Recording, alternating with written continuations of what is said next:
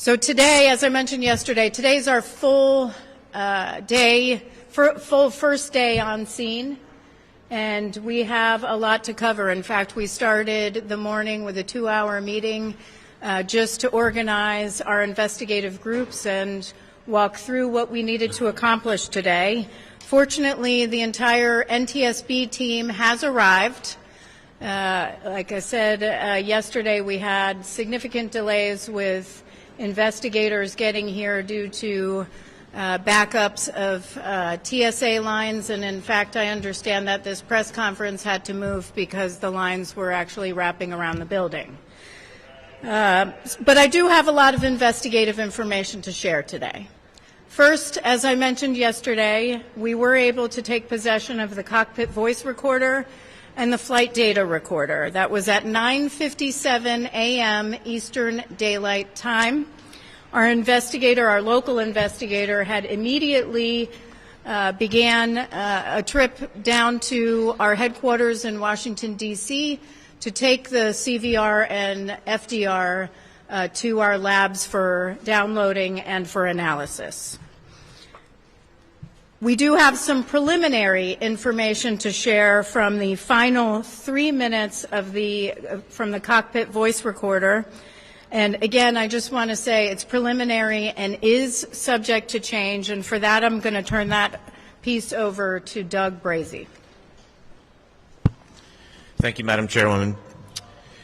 The airplane was equipped with an Akron Aviation Model Survivor 2.5 cockpit voice recorder and an Akron Aviation Model FA2100 flight data recorder.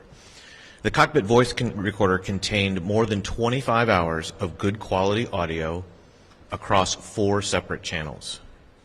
The flight data recorder contained approximately 80 hours of data and recorded more than 400 parameters. The NTSB will convene a cockpit voice recorder group scheduled for tomorrow at the NTSB headquarters in Washington, D.C. to review the accident flight recording and produce a written transcript. The following is a summary of events captured on the cockpit voice recorder during the final 3 minutes of the recording. All times are referenced to the end of the CVR recording. 3 minutes and 7 seconds prior to the end of the recording, the approach controller instructed the airplane to contact LaGuardia Tower. At 2 minutes and 45 seconds, the flight crew lowered the landing gear. At 2 minutes and 22 seconds, the flight crew checked in with the LaGuardia Tower. At 2 minutes and 17 seconds, the LaGuardia Tower cleared the airplane to land on runway 4 and advised that they were number 2 for landing. At time 1 minute and 52 seconds, the flight crew set the flaps to 30 degrees. At 1 minute and 33 seconds, the flight crew set the flaps to 45 degrees. At 1 minute and 26 seconds, an electronic 1,000 call-out occurred from the enhanced ground proximity warning system, indicating that the airplane was 1,000 feet above the ground. At 1 minute and 12 seconds, the flight crew confirmed that the landing checklist was complete. At 1 minute and 3 seconds, an airport vehicle made a radio transmission to the tower, but that transmission was stepped on by another radio transmission, and the source of who made that transmission has yet to be identified. At 54 seconds, the flight crew acknowledged that the airplane was 500 feet above the ground and on a stable approach. At 40 seconds, the LaGuardia Tower asked which vehicle needed to cross a runway. At 28 seconds, Truck 1 made a radio transmission to the tower. At 26 seconds, the tower acknowledged that radio transmission. At 25 seconds, Truck 1 requested to cross runway 4 at taxiway Delta. At 20 seconds, the tower cleared Truck 1 and company to cross runway 4 at taxiway Delta. At 19 seconds, an electronic 100 enhanced ground proximity warning system callout occurred. At 17 seconds, Truck 1 read back the runway crossing clearance.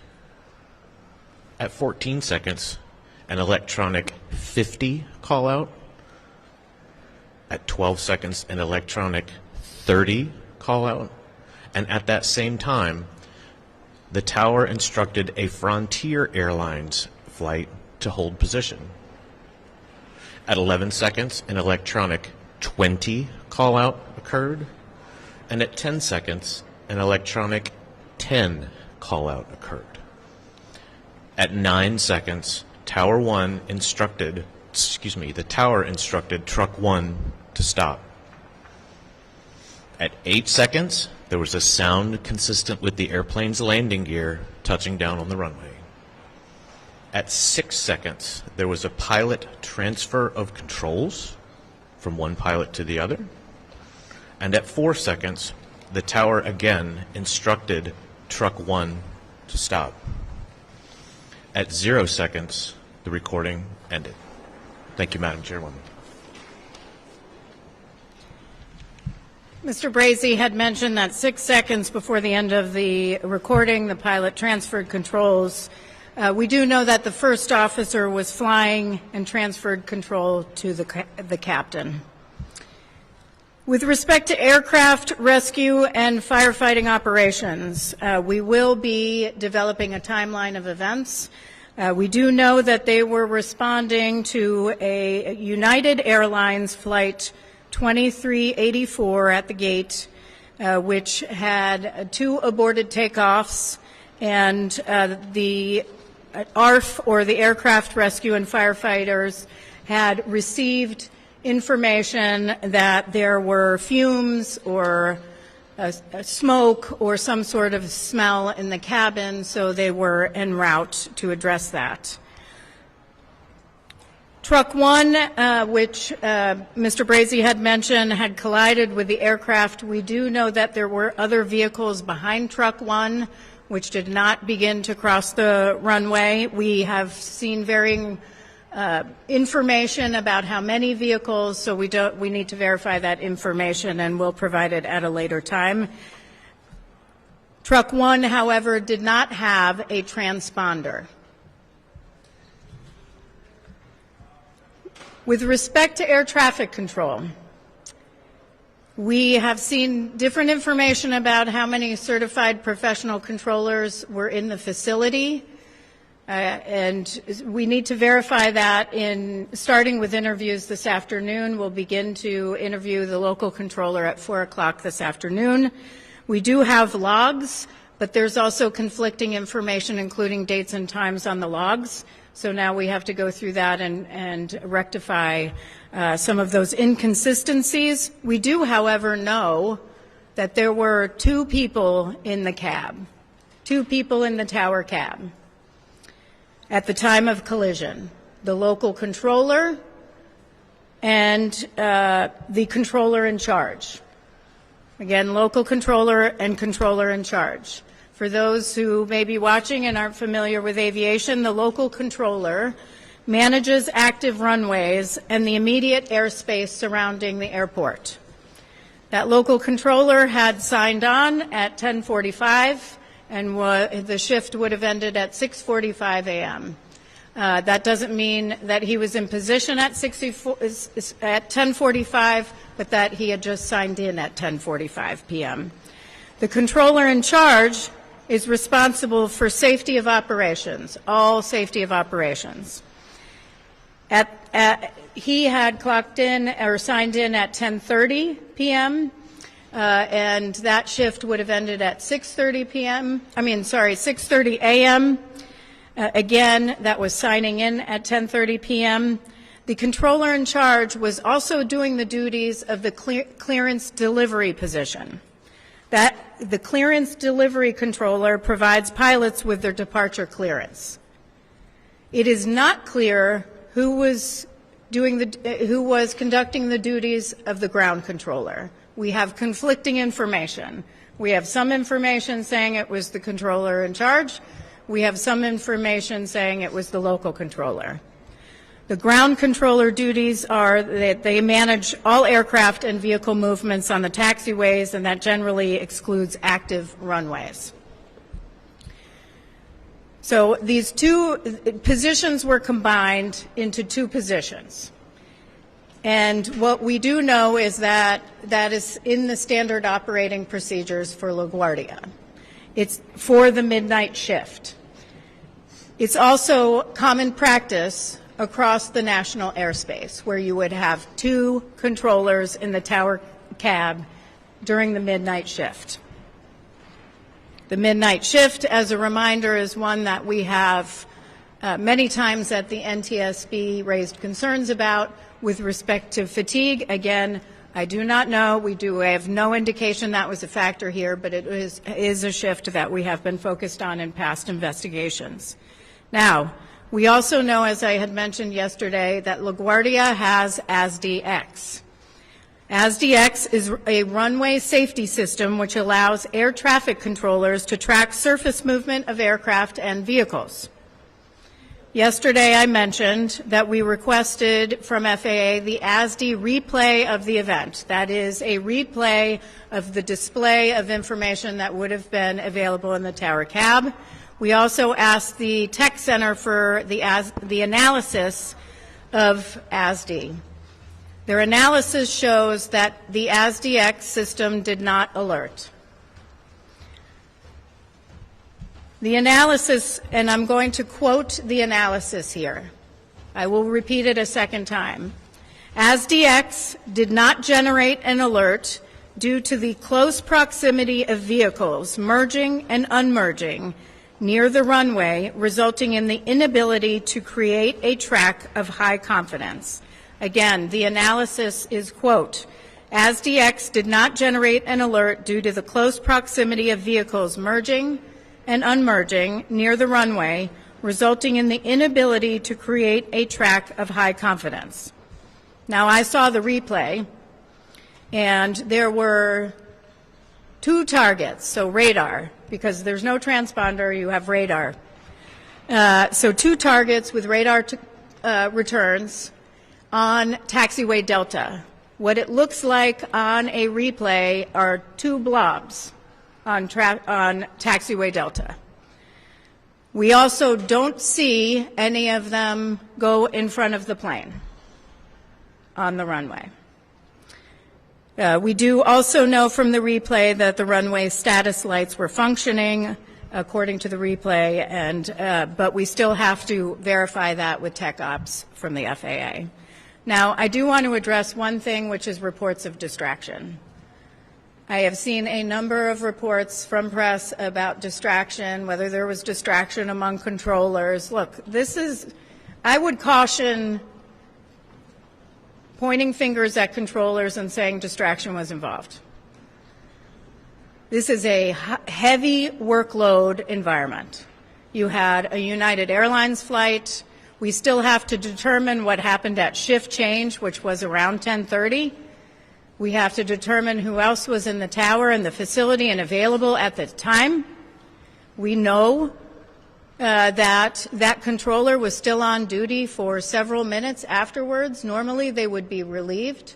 We have questions about that. Was anybody available to relieve that controller? We don't know that yet. We also have questions about what else was occurring, what other traffic they were dealing with at the time. So one thing I will close with before I take questions is we rarely, if ever, investigate a major accident where it was one failure. Our aviation system is incredibly safe because there are multiple layers of defense built in to prevent an accident. So when something goes wrong, that means many, many things went wrong. And so here, that's why we're here. We're here to prevent this from reoccurring, prevent this from happening again. And that's going to take some time. So with that, I will take questions. I ask that you raise your hand, state your name and your affiliation.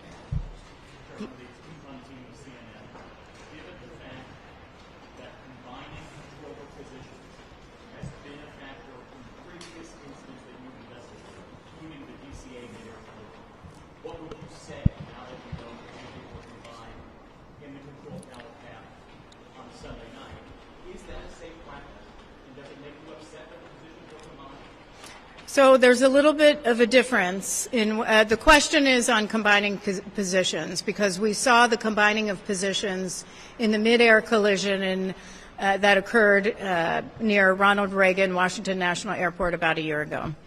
Our understanding right now, and again this is preliminary and subject to change, our understanding is that in the DCA midair there were procedures followed, a list like traffic volume, staffing available, training, workload that was considered in order to combine positions like the helicopter position and the local control position in DCA.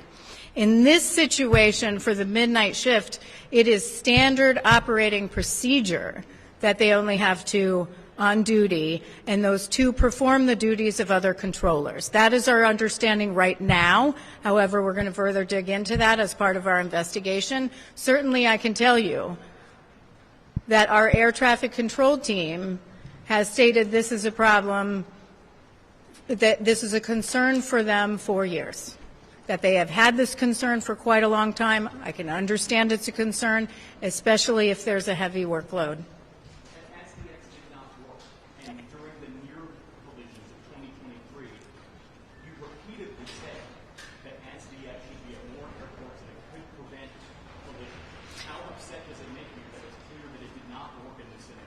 Well, the question is, how upset does it make me that ASDX didn't work? Because we've repeatedly recommended that ASDX work. Well, in order for ASDX to work well, you have to know where ground vehicles and aircraft are.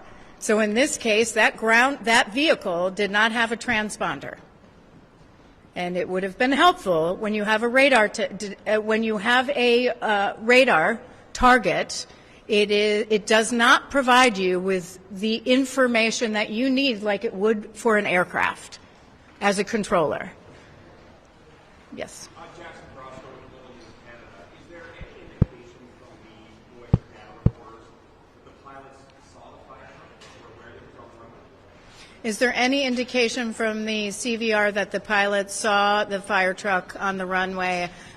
I don't have information at this time on that. However, we are doing further analysis on our cockpit voice recorder. We have a group that we have formed that will analyze the CVR, and part of when they analyze is they will talk in the group about what they're hearing, what they've heard, any sort of background noises, and we'll provide a transcript, and then we'll release that publicly, so we'll know more then.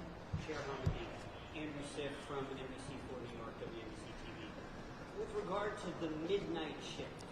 Is it literally a midnight shift that you've expressed concerns about in the past, or is it sort of that later shift when there's typically less traffic at an airport?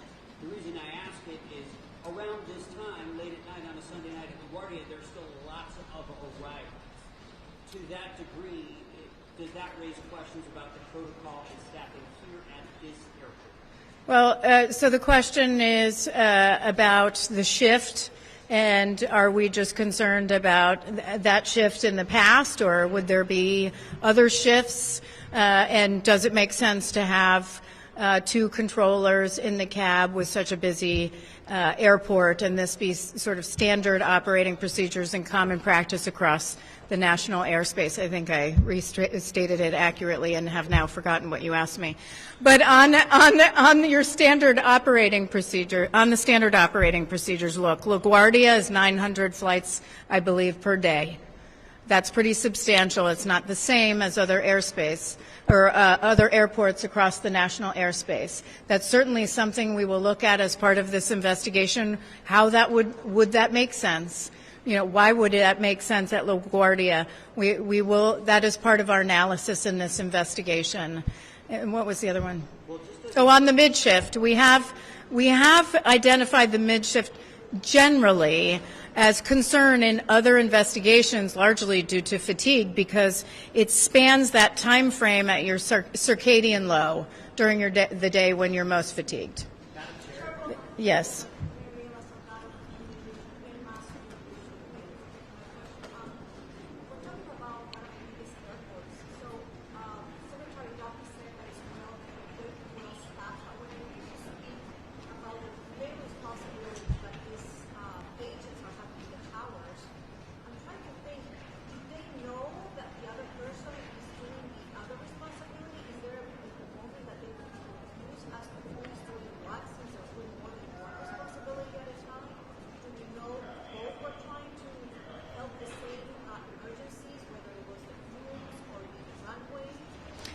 The question was, could there potentially be confusion among the two controllers of who's having what discussion, and could it be that they were both having the same communications, or different communications, or conflicting information communications, since they're doing more than one job?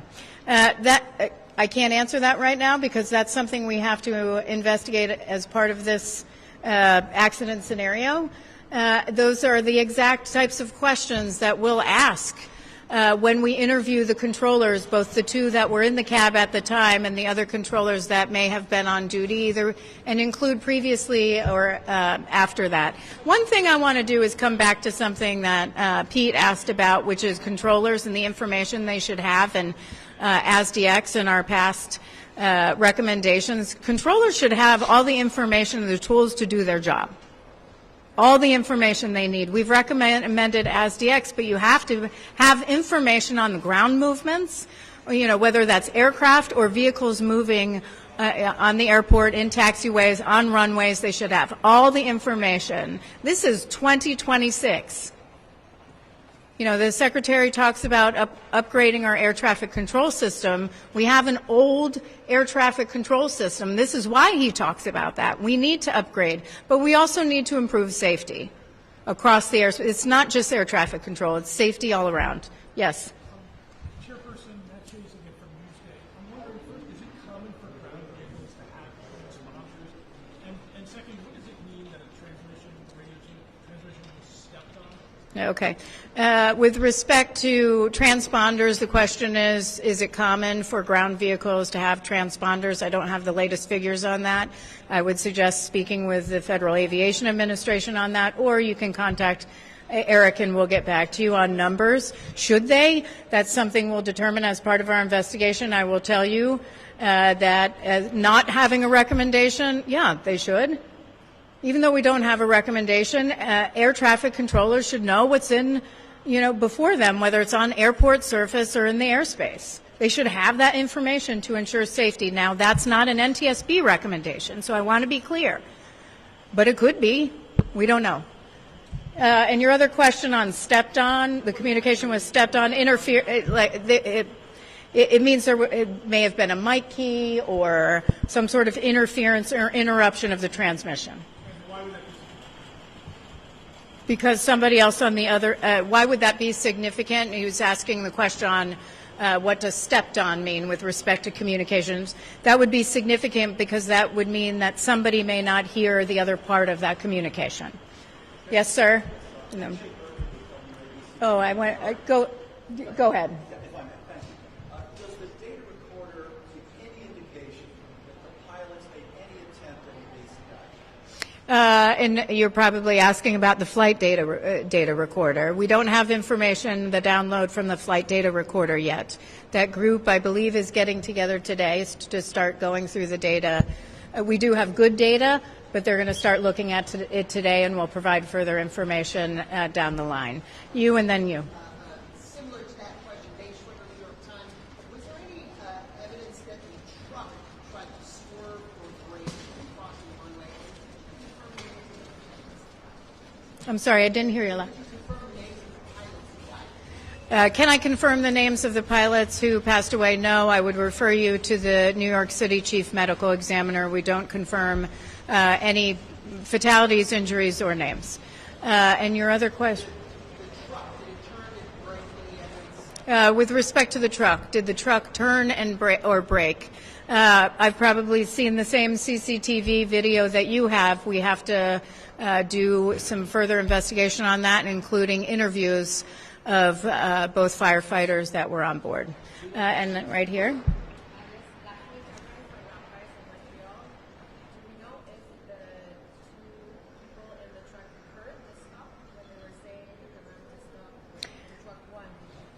The question is, do we know if the two firefighters in the firefighting vehicle heard the directive to stop? We don't know that yet. We need to do interviews of those two firefighters. David.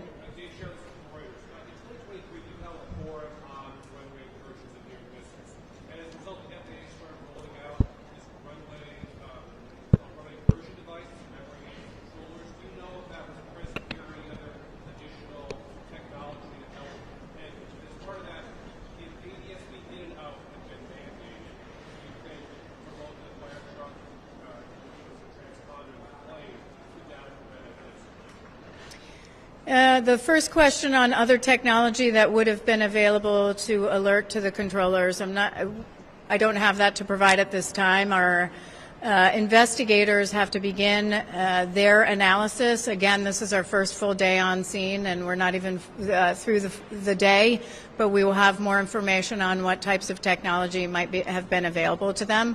The second question is on whether ADSB in and out would have helped prevent this. I would just caution, and I've heard the discussion on ADSB in and out with respect to this particular collision.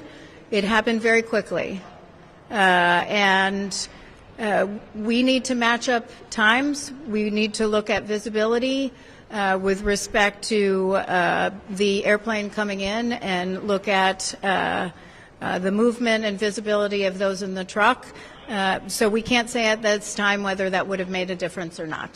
Thank you, Chair. Can I ask one question about the transponder? One question.